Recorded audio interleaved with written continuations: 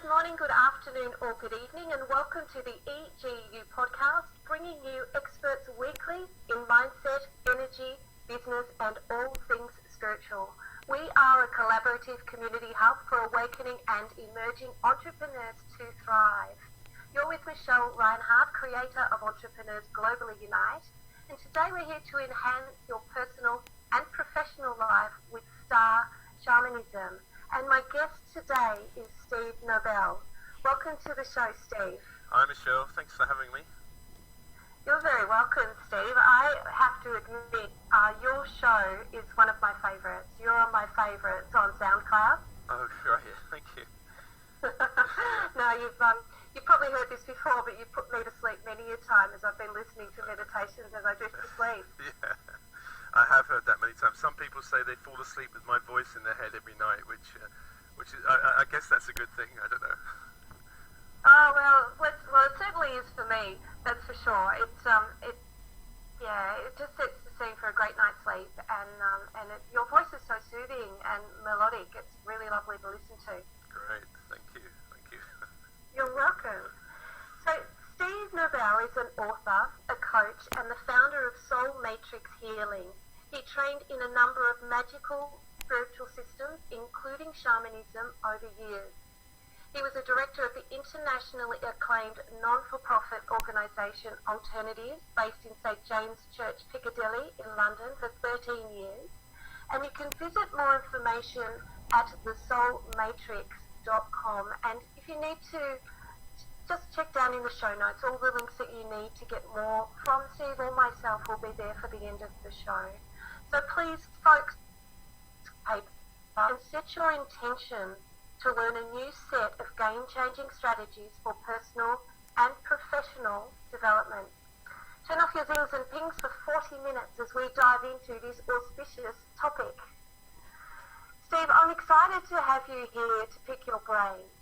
And your spiritualism has just expanded my consciousness to a whole new realm. So I'd love for you to share with our guests, please, how to navigate the energies of this time of global transition. What's going on, Steve? Yeah, so what I understand, it's taken me a while to kind of work it out, but what I understand is the planet is going through a big transition. That transition has been going on now for some decades. And what it means is basically the planet's been shaken up. It's been shaken and stirred. A transition means something's ending, and then something will begin later on. And so something is ending on the planet. And what really is ending is the way we live on the planet. What I mean by that is the kind of strategies that's been going on at a global level of war, grabbing resources, destroying the planet for short-term gains. This is all kind of ending, although for many of us we might find that incredible to believe because it's been going on for so long seemingly.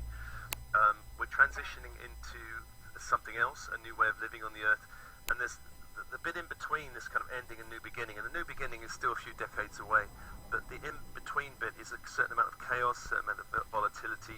Old systems are crumbling on the planet. There's some very dark, think of dark systems on the planet, and perhaps one of the darkest is our financial system at the moment. And if you look at all the problems on the planet, most of them point to our financial system, the way it's set up, the kind of scarcity set up there, the kind of debt, the way it puts so many billions of people on the planet in struggle and suffering, so that a few can kind of benefit. This system is kind of a modern version of slavery, and it has to end, and it is ending. I do feel that the system's going to go through a number of major wobbles. It's already been through one in 2008. It's going to go through more wobbles. I think really what's being called for is a reinvention, a reimagination of this system. And further down the line, I think that system is going to completely be revamped. I do believe that the way we handle money is going to shift. Also, for a lot of people on the planet, a lot of spiritual people, for example, are going through big challenges around money. As we're kind of preparing to clear out from our own personal space these challenges so that the global system can change. So there's a kind of a number of light workers going ahead, working with these issues before the global system could change. And I think this year and next year are going to be a powerful time for that system to start wobbling. So really, this planet I would call a dark planet for many thousands of years, and what I mean by that is it's been ruled by a kind of collective ego madness. And if you don't believe me, just look at the kind of history books or look at what's going on in the world now. You know, we've got Donald Trump threatening fire and brimstone or something on Korea, you know, all this kind of stuff. And it's almost like we've got children sometimes running the planet, you know. And I saw on Facebook something very funny which says everyone in NATO is very relieved because they put a child lock on the nuclear fire button, you know, because of Donald Trump. You know, there's a lot of jokes going around the internet now about this, but it is almost like we've got children really running the planet. And they are a reflection of really the kind of collective ego, and what this will change when people wake up and actually demand more from their leaders. So I think every system's up for change, politically, financially, the way the corporate world is dominating the world at the moment, the way even things like government surveillance, people are stepping out and going, enough's enough. You know, the Edward Snowdens and the Julian Assanges are kind of, and as more and more transparency is happening through the internet, more and more we're looking at these things and going, gosh, that's crazy. You know, how can that be? And this is the prelude for change, really. So every prophecy on the planet points to this time. If you looking at the Christian tradition, we've got the Book of Revelations by John, who revealed this revelation, where he saw a very dark time on the planet that ends with a period of light. And all the kind of major prophecies talk about this, the Mayan calendar, Hopi prophecies, that we're going through. We are going through a period of extreme volatility where light and dark seem in opposition on the planet, because you have more spiritual teachers on the planet now than ever probably before, and also we've got a lot of darkness. And what I mean by darkness is anti-light, anti-growth, anti-spirituality, and obsessive focus on materialism. And of course, there's nothing wrong with the material world. We want to balance it, but there's a fixation and obsession, and it becomes almost like it's a big problem anyway. You can see if you're only focused on the materialism, and you deny the light, you deny your own authentic self, you deny there's anything more than the planet, you know. So this is what we're going through, this kind of transition, and where we're heading is a world that embraces more heart, more true mind, which is, I think, the balance of left and right, because our world's out of balance with this obsession with left brain, you know, logic and, you know, analysis and all this, and we've kind of disowned the right brain, intuition, imagination side, and this is returning. So we're reclaiming the heart, reclaiming our mind, we're reclaiming our spirit, which is our essential self, really. And this is what I think shamanism's about, and a lot of other spiritual paths are about. Absolutely. So, and you went on. You mentioned lots of things that are being shaken up at the moment, and I was going to add religion as well, because that is, but you know, that's a whole topic. That's the taboo, isn't it? We won't go there today for obvious reasons. Yeah. But what are people experiencing, Steve, that are noticing that things aren't like right in their worlds? I know from hearing your story many times, perhaps you'd like to embellish on that a little for people. Many of our spiritual leaders and those that are leading the charge and helping people embrace this change have been through ridiculous hardship themselves. Yeah, I think the spiritual path is often sold through the mind, body, spirit world as this lovely, wonderful, the angels are going to find you car parking spaces and all these things. And of course, that's true. It happens, you know. It does work. It does work. And this is how I first started years ago. When I heard about this, I thought, there are beings who will help me find car parking spaces. So I practiced with all this, and it kind of works. I thought, wow, there is something in this. And but there is this other side that we're not just meant to live in wonderful big mansions with Ferraris and have wonderful holidays and meet our soulmate and just have this amazing life. This is, of course, part, you know, it's fine to have this amazing life, but really the spiritual path is about growing, it's about expanding, it's about aligning with who you truly are.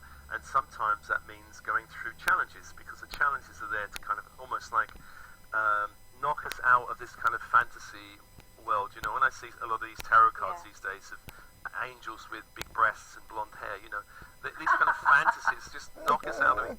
It's really, the spirit world is there saying, hello, you know, when you came through the birth canal, you forgot your mission. We came here with a reason, and we forgot it. And then we have to be woken up. And sometimes we're woken up with a hug, sometimes with a little tap on the shoulder, sometimes with a little slap on the face. And in my life, I went to sleep. I was a kind of spiritual teenager, looking, searching. I mean, I did search in a lot of spiritual organizations and a lot of bookshops. I was looking for something. I couldn't find it. Yeah. So at the age of 16, I remember deciding, you know what, I can't find whatever this thing is, and I'm going to forget it. My parents don't get it. My future wife, I was engaged at the age of, I think, 18, wasn't getting it. So I thought, well, nobody gets it, so I'm just going to be normal. So I tried normal. And if anybody's listening How to did that this, go for you? yeah, if anybody's listening to this, normal doesn't really work for long. I tried it for a long time. It ended that eventually the spirits started calling me, which is part of the shamanic path. You get called by spirits. They're going, wake up. You know, this life is not what you're meant to be doing. There's more. I was married with 2 children. I was working in the city of London in finance, banking, and I got the slap, and I didn't understand what it was. The spirits were calling, and if you resist the calling, in shamanism anyway, you get something what they call shamanic illness, and I became severely depressed in my 20s. I actually tried to leave the planet in my late 20s, and this was quite a severe choice. And this was my first experience of spirit, because as I was leaving the planet, and I meditated, and I really decided, if I'm going to do it, I'm going to do it. I'm not going to, it's not a call for help, it's I'm going or I'm staying. Yeah. So I decided to go. And as I was kind of losing consciousness, I remember a spirit coming in, a voice coming in and saying, there's hope. And I was like, what is this? It wasn't it wasn't my voice, it was another voice. And I was like, wow. And then I was really curious, but I was kind of bemused by, I'm just leaving the planet, and you'd wait for now to tell me. And then the voice repeated itself, and then I called for help. I picked up the phone and I called an ambulance, and that was the beginning of a whole nother journey. And yeah, that started a whole process where I resigned from that job. I went into psychotherapy. I started finding spirituality, and then I was still married. My ex-wife, now ex-wife, was very, very anti any of this stuff, and so it was a real struggle. And for a while, I had to hide going to workshops, and then she found out and was furious, and eventually we couldn't stay together, because she kind of gave me, in a sense, the ultimatum: it's me or this spiritual path, and it was too strong for me to resist, you know. Yeah. So that saved your life. Yeah, and that led me into this whole journey where I became a director of Alternatives, this amazing organisation in London, where we hosted all these amazing people: Byron Katie, Deepak Chopra, Neil Donald Walsh, you know, all these kind of characters, and I did that for 13 years. And I had an amazing time. I was diving into all kinds of spiritual paths, but then I had the spirits were calling again. And this time, when they called the second time round, I was having my ideal life. I was with my soulmate. I was in the house we manifested. I was you know, in a job that I absolutely adored. Yeah. So I wasn't going to listen to this calling. I was like, no, I've listened to you before. I'm here. I've done my bit, and I'm having this great life. And they kept calling, and I kept resisting, and that caused a major implosion in my life, where I separated from that soulmate. We sold the house, which we really loved, and I resigned from Alternatives. So it was a massive transition, and that was a dark night of the soul, very difficult. That took me about 4 or 5 years to come out. But on the other side, I started talking about, you know, downloading, channeling, starseed stuff, ascension stuff, all this stuff that I'm talking about now. And at the time, I'm thinking, oh my God, what's going on? You know, this is way out of the cosmos. But I realized that I had been resisting the calling, and I actually did have a near-death experience during that time. I nearly drowned in Greece, and it was really very strong. I remember at the time thinking I'm going to die, but I got rescued at the last minute. And I think I realize now that I was resisting the calling, and I did really nearly die. And that's near-death experience is part of the parcel if you do really resist the calling. Resisting the calling's normal. You know, it's the matrix, the red pill and the blue pill. And if Yeah. you keep taking the blue pill, then spirit will come harder after you, really. They're trying to wake you up. Yeah. Actually. Yeah. I've had that experience myself personally, so I do know, and the more I resisted, the harder they came as well. Yeah. So when you mentioned that shamanism called you, are there other things that call people? Well, it's, the spirits don't really care about which path you're doing. They're calling you, and not everyone will be called to shamanism, but there are all kinds of paths, and many brilliant, valid paths.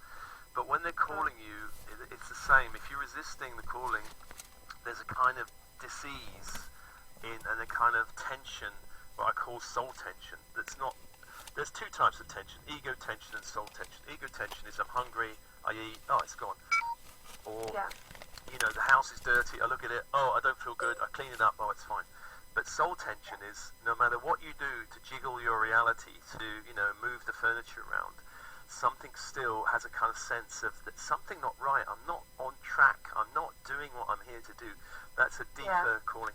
And when you start stepping up to it, spirit calls and you usually go, no, I don't know, I don't understand it, I'm confused, I can't get what you're telling me, because it's a language, the spirits start speaking to us in a language that we don't understand initially.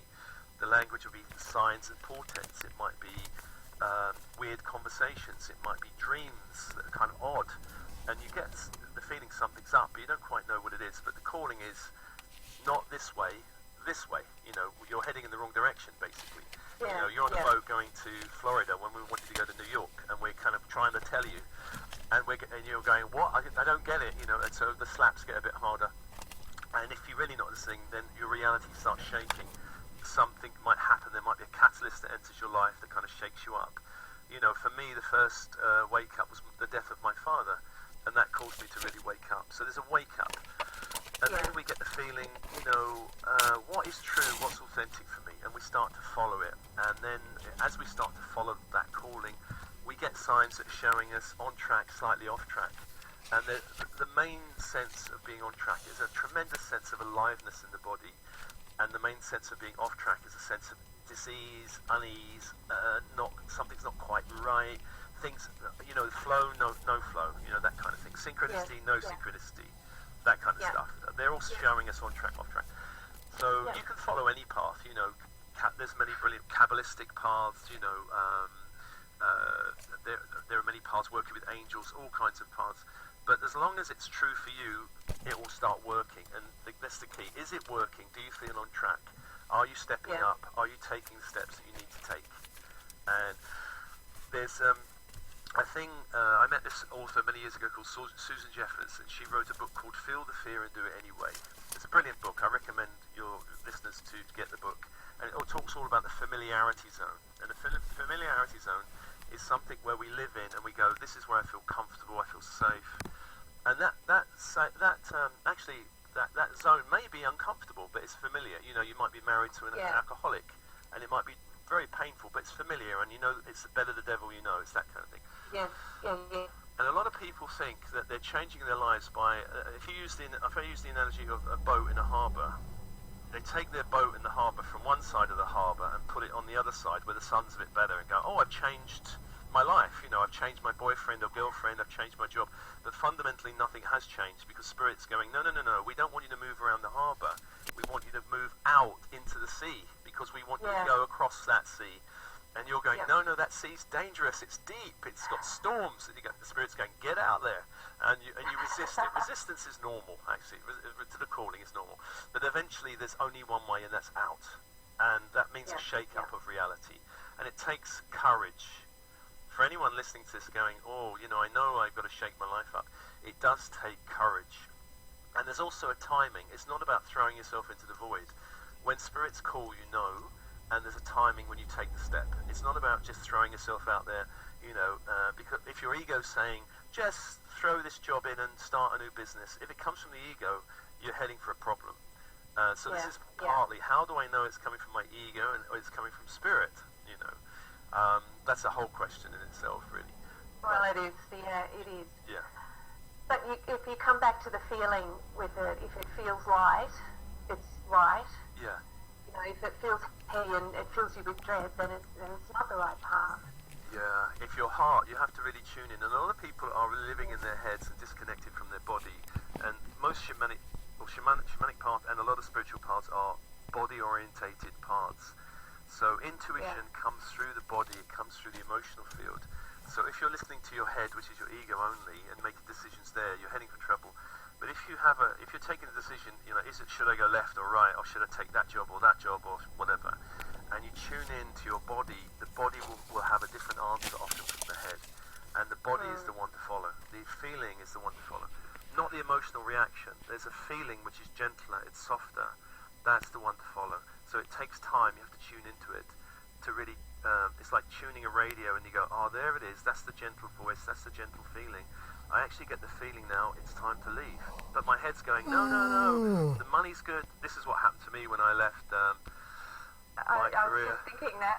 Yeah, I had a career in banking in the local government. And in local government, I remember asking the universe, this is when I was connected to the spirits, should I resign? I asked a very specific question, and then I got the answer while at lunch break one day, 24 hours after asking a question. I was walking down Brixton Acre Lane, where I was working, and there was a guy with a t-shirt, and the t-shirt on the back was a Nike sign, "Just Do It." And I looked at it, and it hit me like a thunderbolt. This is a sign. My body was just like, oh, wow, that's the answer. I know it's the answer. And then my head went, you must be joking. You're throwing in this career from this t-shirt. Are you kidding? And then within 2 minutes, I saw the same sign in a window, and I resigned the next day, and it was the best decision. It was actually the perfect timing, because I resigned at the right time to go to alternatives, because the opening happened there, and then I had this amazing adventure there. So timing was perfect, actually. I've had signs on buses, and my whole body's just gone into goosebumps, and it's just like, okay, all right, I'm listening. Yeah. Yeah, it is. It's extraordinary when you do allow yourself to get out of your head and into your heart, and you start to feel. It is a different language, because we are hardwired. Our ego is strong. It knows best for us, so it thinks, and it's like learning a different language, isn't it? Yeah, because we're in this time of change and vibration is changing. The ego was fine for us as a protection mechanism in 3D. 3D is the old world of light versus dark, male, all these schisms, split us versus them, male and female are kind of at war with each other. The ego is set up to defend ourselves in a difficult world. But when we start moving into a more loving world, we don't need the ego in the same way. We can start shifting the ego up to become a safe vessel for our spirit. This is part of the spiritual journey. The ego shifts and transforms. So early on in the journey, the ego becomes a resistance force. You must be kidding. You're not doing that. You have an intuition, and the mind comes in and goes, no. But later on in the journey,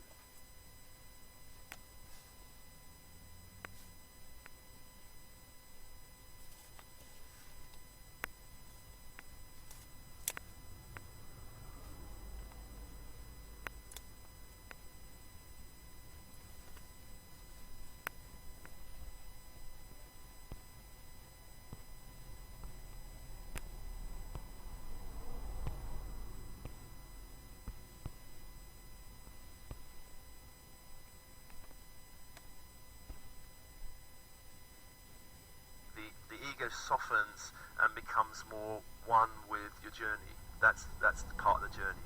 That's what happens. That's the goal. That is the goal. And I have heard lots of teachers suggest that the ego is bad. You have to leave it behind and all that sort of stuff. I completely disagree. Yeah. Just change the rules. Bring it with you.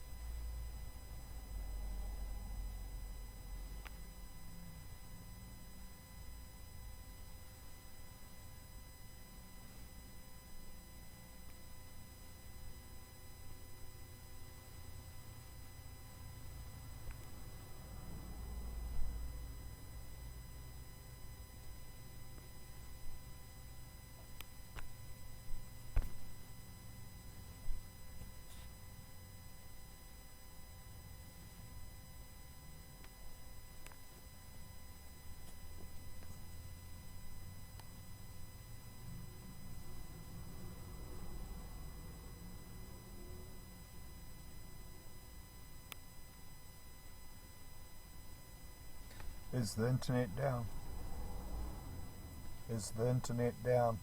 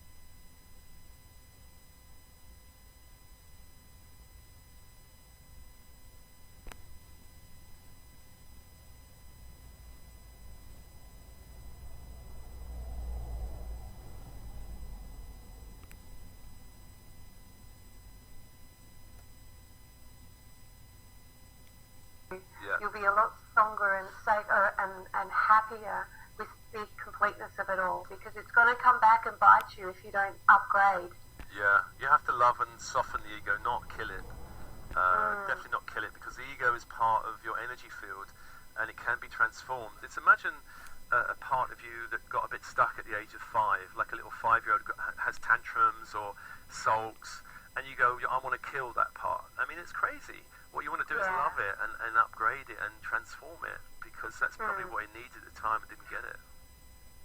Absolutely. I completely agree. And yeah, unfortunately, our parents, and bless them, they did the best they could. Yeah. It's certainly not the way to raise a child in this energy world that we're moving into.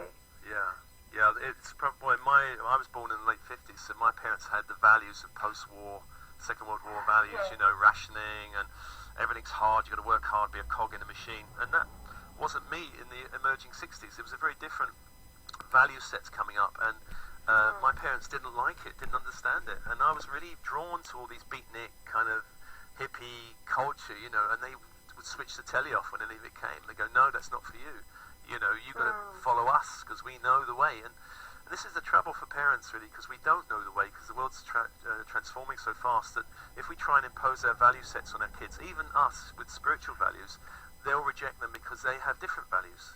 So it's really what is the values of our children and really pulling them out or nurturing that rather than just trying to force something on them which won't fit them, and then they have to do therapy to undo. That's the craziness of it. Yeah, exactly right. Yeah. Steve, could you share with us a little more about shamanism and how you work with people? I've had a good look around your site, and I know that you do energy extraction, soul loss retrieval. Yeah. Could you share a little bit more about that with us, please? Okay. Well, the work I trained classically in shamanism, and I do a lot of the classical techniques, and it's shamanic journeying, which is journeying into the spirit worlds, and there are many spirit worlds. Classically, there are 3 worlds that in shamanism we talk about: lower, middle, and upper. The lower world is the world where we meet all kinds of teachers, crystal, stone, mineral beings, plant beings, animal protecting spirits, and shamanism was very strong on working with animal protection spirits. Then there's the middle world, which is this world, which we can kind of call for help in this world, this middle world, or the astral plane as well. We can even journey in this world. For example, I had a friend who, if she wanted to check out, this is before internet, and Google and everything. If she wanted to check a hotel in Brighton, she'd travel there astrally and check out the different hotels. You can do that if you're really good at it. And you can go and check out how your partner's doing across the other side of the world if you want to. That's the kind of stuff you can do in the middle world. The upper world is where you do connect with beings like angels, various master guides, teachers like Buddha and Christ around the upper world. There are a lot of star beings, which is what I'm very interested in, which is why I call it star shamanism. Because of this time on the planet, there are a lot of what I call star seeds here. Star seeds are beings who naturally have not been very long in this reincarnational cycle, or their natural history is elsewhere in other worlds, other dimensions, other star systems. So at this time of transition, there are a lot of star beings who are very focused on this planet, and beings from like places like Orion, Sirius, Pleiades,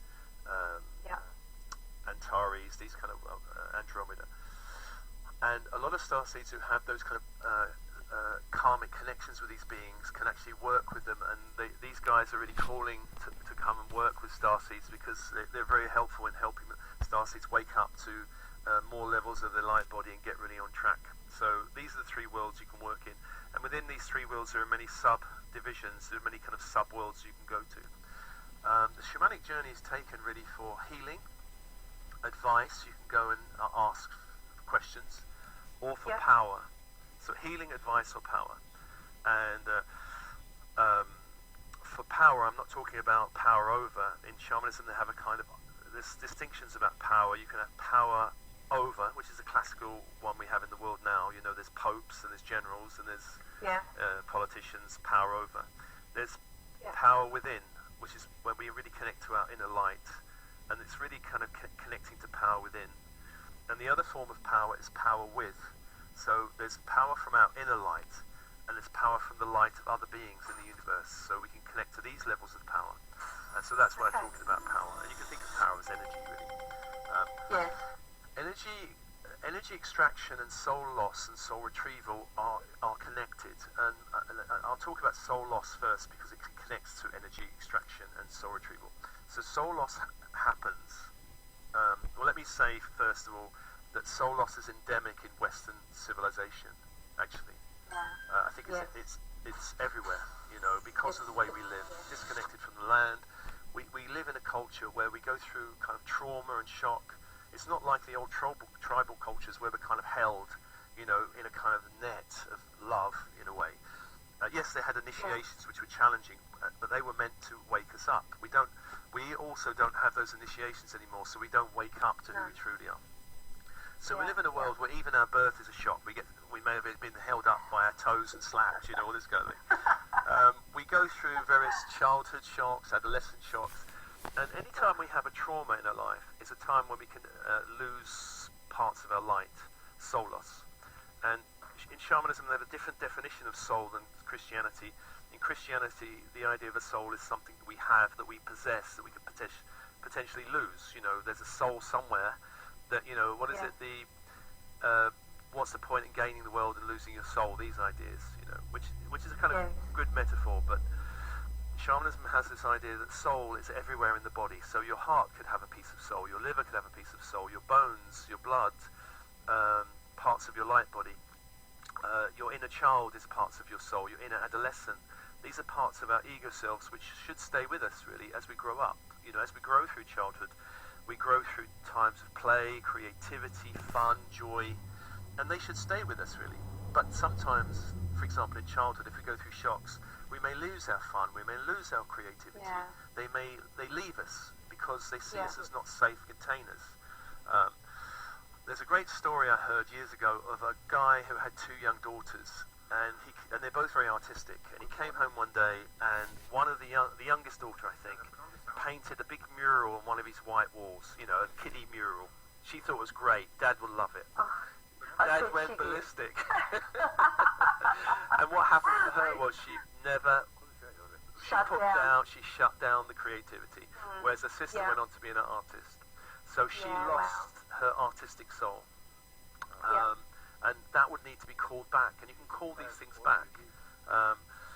Someone might have a shock in adolescence around sexuality, and they lose part of their soul around their kind of sexual energy or sexual curiosity. We might go into the world of work and find ourselves just shutting down parts of our excitement around, you know, our resourcefulness gets shut down because we're put in a box. And, you know, on a factory line, and we go, and we just kind of lose our light, we get dulled. So all this is light which we lose and can be called back. That's part of soul retrieval. This is the inner power, yes? Yeah. This is parts of our, you could call it soul or our light field. Our light field has many layers, and that layer is made up of our inner child, inner adolescent, inner adult, all these archetypal energies, you know, the inner shaman, the inner magician, the inner wise person, the inner, you know, It might be a part of our emotional field. We might not be able to access our joy, our fun. I've met people who are completely serious. They can't access. You must have met them, Michelle, as well. I have. You look at them and they're like, "Where's your fun? It's gone." And you just want to shake them, and they've lost it. Now, if we lose our soul light, basically it creates voids in our energy field. Now, nature abhors a vacuum, and these vacuums get filled with energies from the universe, from nature, from elemental energies, and from other people's energy.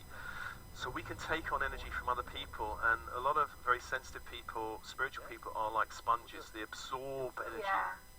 So you can take on energy from your family, your colleagues, your friends, your workplace. You absorb it in your energy field, and you fill these voids. But unfortunately, those energies are no good for you. They're not yours. They're not yours. They can be toxic. They can even turn into disease. You know, some illnesses like cancers can be. A lot of illness in the body is actually one of the problems is foreign energy in the body that shouldn't be there. You have to pull it out. So energy extraction is techniques in pulling out other people's energy, and once you pull it out, we then call back more of your own true light into the body. In shamanism, they say they have a very good idea around psychic defense. They say the best form of psychic defense is filling your body and your light field with so much light and power that nothing can get in. It's not about shielding and doing five stars and here and there.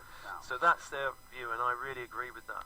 I do 100%, 100%. And the deeper you breathe, and that's where a lot of people fall into a lot of problems, because they get anxious and they shallow breathe, so they're not allowing that light into their body. Yeah, it's true. The thing with soul loss is we don't call the light back into our body initially. The technique is we call it back into. I use crystals a lot, so etheric crystals, and we get the light to be called back into these crystals, and we send it to the higher self for healing, transforming, cleansing, and returning at the right time, right place. Because I did this once. I did soul loss, and I pulled back all this light in my body, and then I collapsed for about 2 weeks because I was dealing with all the memory and trauma that left me in the first place, and you don't want to deal with that, because it left you with a trauma, and you call it back, it's still got the trauma. So that trauma can be siphoned, filtered out, so you don't have to have the trauma. Definitely don't have to have the trauma. Yeah, and that's a great point that you bring up, Steve, for anyone because a lot of this people can do for themselves, working with energy. Once you learn the tricks and the tips, because you don't want to be bringing in dirty energy. It's damaging. Yeah, on my YouTube channel and website, there's transmissions. I think lower energy extraction transmission is on the website and on YouTube channel. And then the soul retrieval, there's under something called the Isis transmission. I've used connected to the goddess Isis and called back soul parts. So those two you can use. But if you feel a bit stuck, it's good to know someone who works with this, so you can actually get introduced. Once you've got the introduction, then you can do. I mean, a lot of shamans say you can't do it for yourself, but I actually think nowadays you can. But it's good to have the introduction first.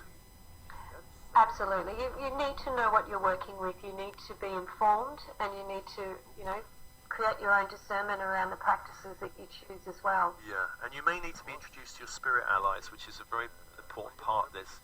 So once you're introduced to your spirit allies, it's like you get the introduction and off you go. And these allies can be angels, they can be animal spirits, they can be plants, they can be stone beings, they can be star beings. And a lot of people sense them but can't connect to them. So if you get a kind of connection, you're connected, and then off you go. So and they really become the teachers, they take over really. Yeah, absolutely. Isn't it beautiful that in this day and age we've moved from like straight up business coaches and life coaches into spiritual coaches that encompass all of that, because we are an entire complete being, and there's no point working on one part of your life if you're not going to embrace it all. Exactly, and I know that you work a lot with entrepreneurs, and people might be listening to this thinking, well, that's all very well, it's a nice spiritual path, how does it relate to work, business, money? But I find I was a director of alternatives for 13 years. I used all of this in that business. I used it for calling in. If we wanted a spiritual teacher that we couldn't access, like I remember Richard Bandler, the NLP founder, we wanted to have him come and do something. and then we called him through the spirit world, and then we found someone to give us the introduction, and we did the same with Deepak Chopra. So we got connected through the spirit world first, and then we got all these connections. And I would always work with the spirit allies of the organization, and I think people felt a different energy in the organization. It wasn't like an ego organization. It was an organization of service, spirit, and we, financially, it shot through the roof. So it's not just a nice little technique that you can do. And in my own business, again, I work this way, and I'm getting clients coming out my ears. So people will sense that the energy coming from your business, whether your service. I mean, generally, I'm doing this because, yes, of course, money is great; it keeps the business flowing. But I lead a quite a simple life. I don't need lots of money, but I do want to reach as many people as possible. And my YouTube channel has reached over 200,000 in 7 months, and that's great. I want to reach 1 million people as quickly as possible. Yeah, and that's hugely admirable, Steve. Congratulations. And it is the air of service that I sense from you. And as you said, with the entrepreneurs that will be tuning in and listening and hearing this message, in this time of global transition, guys and girls, it is vital that your business has the right energy. Yeah. So that it can call in the right people, and you can then go on to serve more. Yeah, I think in the past, the entrepreneur with the biggest ego or the biggest risk taking, could do very well. The Richard Bransons and these kind of types. But more and more, I think people are drawn to smaller businesses with real vision and creativity and a real powerful story behind it and a sense of service. So I think, yes, there are these big organizations that are out there, and, things like Google have a great vision, but more and more people are drawn to vision and energy rather than, some ego story or something, so absolutely. It's really, I agree. and everyone has to have a balance. There's a balance between service to self, which is about money, practicalities about business, how you're doing about, getting out there, and service to other. It's a really good balance. And the balance should always tip towards service to other. You should be really interested in serving the planet in some way and then being rewarded for that, so that you can continue the journey. Money is just fuel. It's energy. Money is energy, and it's fuel. If you're a little spaceship going between planet to planet, you don't want to run out of fuel halfway. It's not good. No, you don't. But the point of the journey is not the money. The point of the journey is, are you here doing what you want to do? Are you aligned with your soul purpose? Are you on fire? I get up in the morning going, yay, let's get going, or are you kind of not feeling that way? This is a sign. And it is possible. A lot of people are here now to wake up in this time to what they're really here to do, not to live a comfortable life. And I know that's challenging, but it means doing. Sometimes, what the business I'm doing, even 10 years ago, I would never have even dreamed of doing this. I'd have thought, there's no way I'm going to do this stuff. Yeah, I agree completely. And I was at Alternatives, which was already far out there, and now I think I've gone even further out there, Yeah, and there's so much more to come, isn't there? I think so, yeah. I think so. I think so too. So, Steve, we're just about winding up now, but I'd love to invite you to dive into the new grids of light in and around the planet, which will expand our capacity for miracles. Yes, so all the transmissions I do, which are on my YouTube and website, you can find them there, are linked by, it's working with energies and creating grids. And I work with two sets of grids. There's the Earth grid and the called the Christ grid. The Christ grid is really a new energy that's been bombarding the planet now for quite a few decades. It's coming through the sun, originating from the central sun, and it's carrying a lot of high frequency energies, calling people to wake up. So the other energy is one that's coming from the Earth itself, and it's a new Earth grid called a crystalline Earth grid. And for a lot of people who want to wake up, so one of the circuits I teach is connecting to the solar grid, which is the grid above, coming down the descending grid, which is a kind of golden white fiery grid, and the ascending grid from the Earth, which I see as a silver white fiery grid. And when we connect these two grids in the heart, we can then open the inner channel, because energy needs to flow from point to point.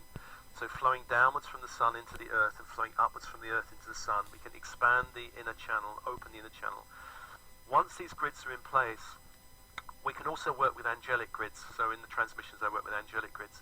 But we can also upgrade our chakra system. And a chakra system is going from a 3D 7-center system to a 5D 12-center system. And this is something I do in the one-to-one sessions, which is upgrading people's energy field to really, once we're aligned with these grids, and we need to dissolve the old Earth grid, because a lot of us are still connected to the old grid, which is, we need to get rid of that, because that's with intention, just ask to dissolve it, because that's the old karma of the Earth. We don't want that. The karma of the Earth is pointing to a new Earth, a new Alpha Earth, which is still some decades away, but we want to really align with that higher frequency energies. Yes. And then once we really align with these grids and really get our lives on track, we find that we live in a whole different reality. One of synchronicity, miracles flow, this whole law of attraction thing. Law of attraction only makes sense at a higher frequency. If you're in 3D, it makes no sense whatsoever. You're attracting, yes, you are attracting, but you're not attracting what you want, you're attracting what you don't want, basically. Exactly, yeah. I could not agree more. Yeah. So there you go. So there's a lot of stuff on the website. You can practice with the grids, and I do it every day. The grids are my saving grace, really. Love it, Steve. You've got me really curious for more knowledge with regards to this, and I'm quite sure you've helped a lot of people to just open their minds and just be more aware of what is out there. This is really tough to take on your own. Yeah. You can just do things so much quicker by reaching out with someone that you resonate with, that you align with, that you want to learn from. That will be right. Yeah, that's sure. We need support in this time, and then the support comes from the spirit world. But things like the shows you're doing, stuff I'm doing, this kind of support is essential, because we're not here to do it on our own. Really, we need help. We do need help. We do need help. And I'd like, on that note, Steve, I'd like to thank you enormously for being here today, for connecting with my audience, and for those that need to hear your message, and for your call, your answer to your call for service. Oh, thank you. Thanks, Michelle, for having me. It's a pleasure. Could you just remind people where they can find you, Steve? So thesoulmatrix.com is my website, and on YouTube is Steve Nobel. It wants those entering New Zealand to pay a fixed fee of $3,000 per adult to help cover costs of accommodation and food over the 14 days of required quarantine. It comes as 3 new cases of COVID-19 are confirmed in managed isolation today. 2 men in their 30s who arrived on Tuesday, and a woman in her 70s who's been in quarantine for more than 2 weeks. Today alone, almost $1 million has been spent accommodating new arrivals, but as Ali Pugh reports, the government's already progressed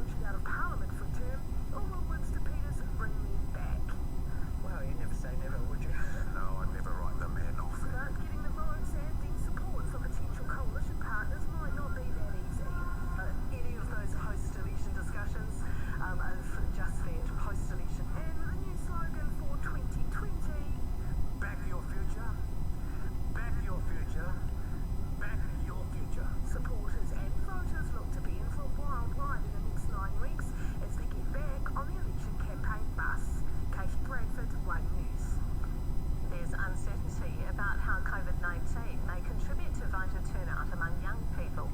Since the last election, there have been many youth-led movements, including the climate change strikes and Black Lives Matter protests, but so far only 61% of people under 24 are registered to vote. May Heron has more. After a big turnout last year,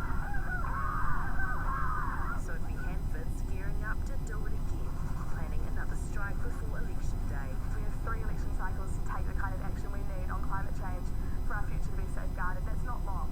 That is not long at all. I'm 19 and I'll be 29 in 10 years. And frankly, like, this election counts. Voter turnout among young people is historically low, but there have been some big youth-led movements in recent years, including the Black Lives Matter protests. Whether it's dismantling those institutions, whether it is fighting for climate change, we need to show up, not just at marches, but we need to show up to vote as well.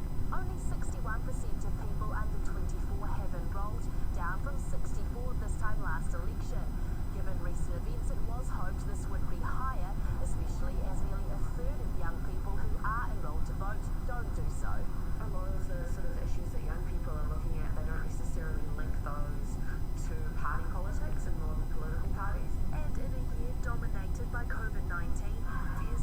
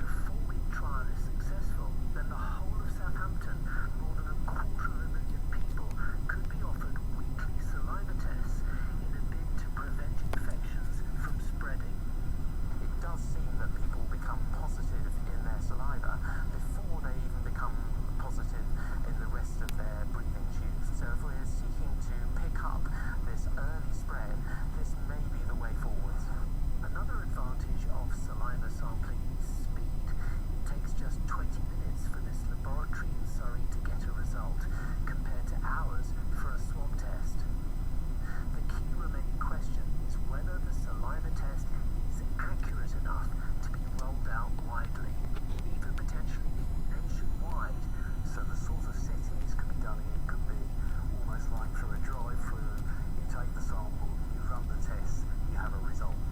So this could revolutionise the way you actually carry out deep surveillance. Could then this be the way forward for us all, to have regular testing like Jane and family, and perhaps a means of allowing us to abandon social distancing? No champagne, no first dance, no long speeches. That's the reality for anyone getting married in the UK right now. For Kiwi bride Nikki Ledley and her fiancé, it meant scrapping their original wedding plans. But as Europe correspondent Daniel Faitau reports, they're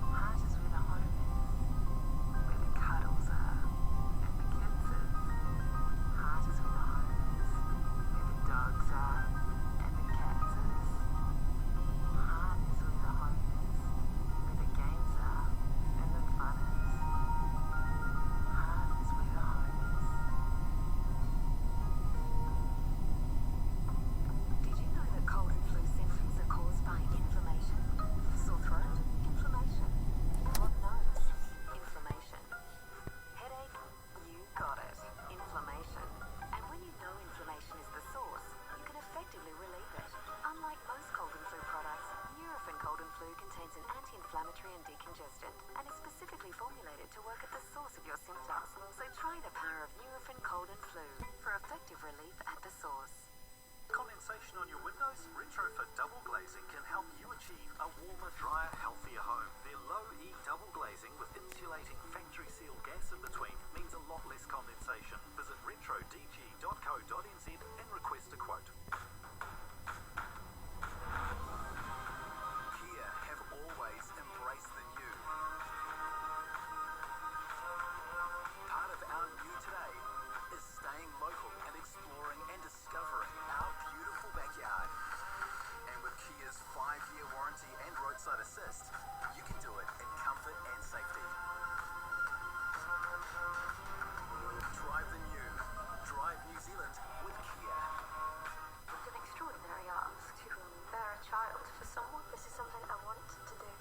Choice pode trust on. The Nest, streaming now, TVNZ on demand. What's lurking under the lid? Oh! Mystery box magic? That is epic! Mystery box madness? It's a ridiculous mystery box. Or maybe mystery box misery? I smell something burning. Oh, dear. Oh. MasterChef back to win tonight at 7 on 2.